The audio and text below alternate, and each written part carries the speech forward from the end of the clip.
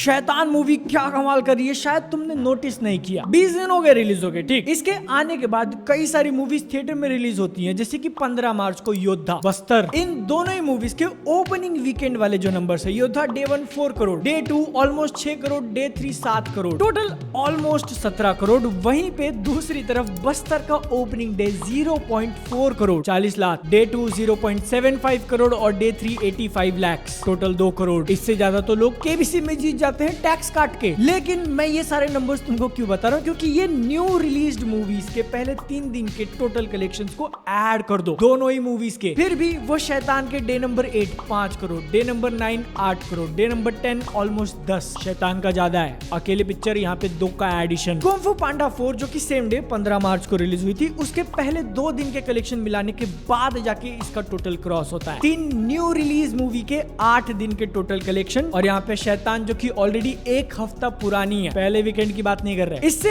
अपने को क्या सीखने मिलता है? भले ही शैतान के नंबर्स माइंड ब्लोइंग नहीं है कि दिन में 100 करोड़ कमा रही है, नहीं, लेकिन जो ऑडियंस उसने बांधी है वो धीरे धीरे करके, और कई सारे तो रिपीट में इतने लंबे टाइम तक चल रहे कि उसके हफ्तों बाद आई हुई मूवीज भी इसका कलेक्शन मैच नहीं कर पा रही। और जिन मूवीज के कंपैरिजन में नंबर्स में गिना रहा हूँ वो भी ऐरी गैरी नहीं है। योद्धा, बस्तर, जिसको केरला स्टोरी के सक्सेस को रेप्लिकेट करने के लिए एक तरीके से बनाया था, जिससे इतना तो एक्सपेक्टेड था कि केरला स्टोरी का थोड़ा बहुत सक्सेस पा लेगी। लेकिन बात सिर्फ यही नहीं रुक जाती, एक हफ्ते और आगे हम लोग चलते हैं। 22 मार्च फ्राइडे को 2 पिक्चरें रिलीज होती है। मडगांव एक्सप्रेस डे 1 1.5 करोड़, फिर 2.7, फिर 2.8, टोटल 7 करोड़। और उसी के साथ जो दूसरी पिक्चर रिलीज हुई थी स्वतंत्र वीर सावरकर, 1 करोड़, 2.25 और 2.7 मिला के 6 करोड़। उन्हीं सेम डेट्स पे मतलब 22 23 24 मार्च को, जो कि शैतान का डे नंबर 15 16 और 17 है, कलेक्शंस तुम यहाँ पे देख सकते हो। टोटल 11 करोड़ अपने तीसरे वीकेंड में। अब तुम यहाँ पे अगर टोटल्स कंपेयर कर रहे हो तो डेफिनेटली इसका कम है न्यू रिलीज्ड मूवी से, इस 17 दिन पुरानी पिक्चर का। लेकिन यहाँ पर भी हम लोग 1-to-1 कंपैरिजन नहीं कर रहे, बल्कि दोनों का एडिशन। तो इस नए डेटा से हमको क्या सीखने मिलता है कि अजय देवगन का जो फॉर्मूला है काफी काम कर रहा है। रीमेक बनाओ लेकिन ओरिजिनल का नामो निशान मिटा दो। मैं नहीं कह रहा हूँ ऐसा कि वो करते हैं, क्योंकि मुझे कोई लीगल ट्रबल में नहीं फंसना। लेकिन दृश्यम 2 का एग्जांपल देख लो, हिंदी डब इजीली अवेलेबल नहीं था, रीमेक बनाई, अंधा पैसा। शैतान की जो ओरिजिनल गुजराती मूवी है वश, उसका तो खुद का गुजराती प्रिंट भी अवेलेबल नहीं है ऑनलाइन, हिंदी तो छोड़ ही दो। लेकिन अगर तुमको ये नंबर्स उसके इंप्रेसिव नहीं लग रहे तो मैंने एक हफ्ते बाद के गिनाना चालू किए। 8 मार्च को जब रिलीज हुई थी डे 1 14 करोड़, नहीं almost 15 which is huge. Day 2 बढ़ के होता है ऑलमोस्ट 19 और डे 3 संडे को 20 करोड़। पहले हफ्ते का टोटल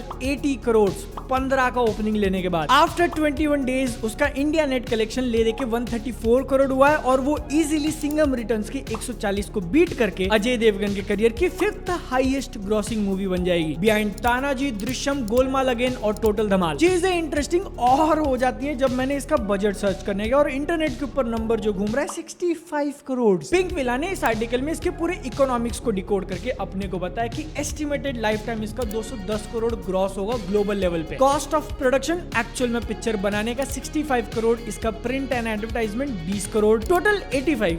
लेकिन इनका कहना है कि यूके गवर्नमेंट से 35 करोड़ का रिबेट भी मिला, पैसे वापस। क्योंकि भले मेजॉरिटी मूवी एक घर के अंदर होती है, लेकिन इसकी शूटिंग लंदन में की थी। मूवी के ओवरसीज इंडिया के बाहर वाले राइट्स बेचकर 10 करोड़ मिले। स्ट्रीमिंग प्लेटफॉर्म नेटफ्लिक्स ने 80 करोड़ दिए। सैटेलाइट यानी कि टीवी स्टार नेटवर्क ने लिया 30 crore only. Music rights 5 crore के, और इंडिया में जितना भी नेट कलेक्शन किया है उसका डिस्ट्रीब्यूटर शेयर होता है 67 करोड़ के आसपास। तो टोटल पिसा प्रोड्यूसर्स ने कितना कमाया? 227 करोड़। लेकिन जो कॉस्ट इंटरनेट पे घूम रहा है उसके अंदर अजय देवगन की फीस इंक्लूडेड नहीं है, जिसको ऐड करने के बाद टोटल 165 करोड़ इसका बजट जा रहा है। 227 में से माइनस कर दो, प्रॉफिट कितना निकल के आया? 62 करोड़। तो भले ही 500 या 1000 करोड़ नहीं कमाया, बट लिमिटेड कॉस्ट। इस आर्टिकल ने सुपर हिट वर्डिक्ट दिया है। और अगर तुमको सीरियसली ये चीज इंप्रेसिव नहीं लग रही तो इसके बाद जो मूवीज रिलीज हुई है उनका हाल भी सुन लो। योद्धा, इतनी बड़ी पिक्चर रिलीज होती है, पहले 3 दिन के कलेक्शन तुम्हारे पास है, नहीं चली। पहले हफ्ते में मात्र 25 करोड़ कमाती है, और अपने 8वें दिन ही वो 1 करोड़ के लेवल से नीचे आ गई। 2 हफ्ते बाद ले देके 33 करोड़ के आसपास का कलेक्शन है इंडिया नेट। इकोनॉमिक टाइम्स के इस आर्टिकल ने तो क्लेम किया कि 55 करोड़ इसका बजट था, लेकिन वो बिलीव करना थोड़ा मुश्किल, क्योंकि ये एक एक्शन मूवी है जिसके अंदर VFX का भी अच्छा खासा यूज हुआ है। And you are telling me कि इसका कॉस्ट ऑफ प्रोडक्शन शैतान से भी कम है, जो मेजॉरिटीली एक घर के अंदर लोकेशन में शूट हुई है। But hey, if it's true, अगर उन्होंने कॉस्ट को एक्चुअली इतना कंट्रोल किया तो योद्धा मूवी का प्रोस्पेक्ट थोड़ा ही सही इंप्रूव जरूर होता है, बट इसको डेफिनेटली और कमाना चाहिए था, कंसीडरिंग कौन से जॉनर की मूवी है। और सिद्धार्थ मल्होत्रा शेरशाह की सक्सेस के बाद मूवी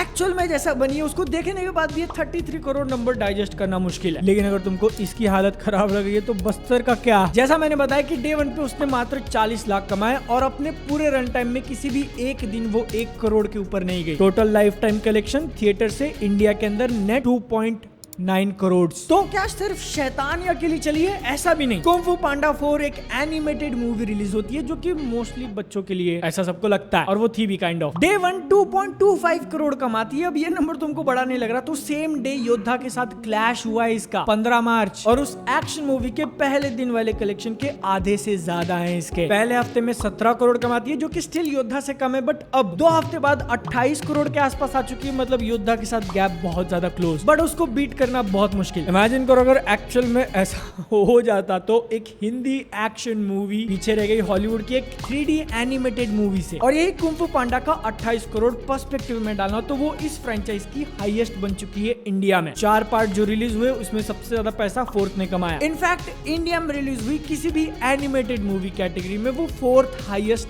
एवर बन चुकी है। लिस्ट तुम्हारे सामने, behind Spiderman, across the Spider-Verse, Incredibles 2 और फ्रोजन 2। तो हाँ, अगर तुम ट्रैक नहीं रख रहे हो, very crazy things going on at the box office, ऐसी क्रेजी वाली वीडियोस देखनी है तो सब्सक्राइब करो।